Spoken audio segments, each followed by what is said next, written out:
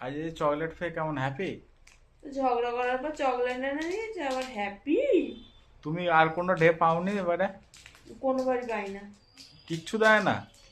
আগের বারে আমাকে টেডি দাও টেডি দাও বলে টেডির দোকানে গিয়ে পছন্দ করে টেডি নিয়ে এসেছি। হুম। নিচে দেখে তুমি 1 বছর বিয়ের পরে, বিয়ের প্রথম বছর আমাকে এই বড় একটা টেডি এনে দিয়েছে, ওদেরকে আমি খুব অবাক হয়েছিলাম।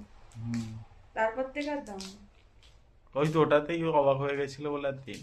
হুম। তাও কি আমি রোজদের দিনকে তোমার ভেবেছিলাম। জিন্দেগিটা তার মানে আজ সাদা কালো হয়ে গেছে, তাই তো, বেলাকানো ব্ল্যাক হয়ে। অ্যান্ড হোয়াইটই হয়ে গেছে। হ্যাঁ। সবাই তা বিয়ের আগে বলতাম যখন, হুম। মা বলতো বিয়ের পরে বরের সাথে এইসব ডে পালন করবি। ব্যাঙের বর আমার বর কিছু পালনই করতে চায় না। হুম। বলে বয়স হয়ে গেছে আর এইসব ডে পালন করে কি হবে, আই ভাই তোমার হয়েছে আমার থোড়ি বয়স হয়েছে। 100 বার। চলো ঠিক আছে, আজ চকলেট ডে, কিছু বলতে চাও তুমি? না আমি কিছু বলতে চাই না।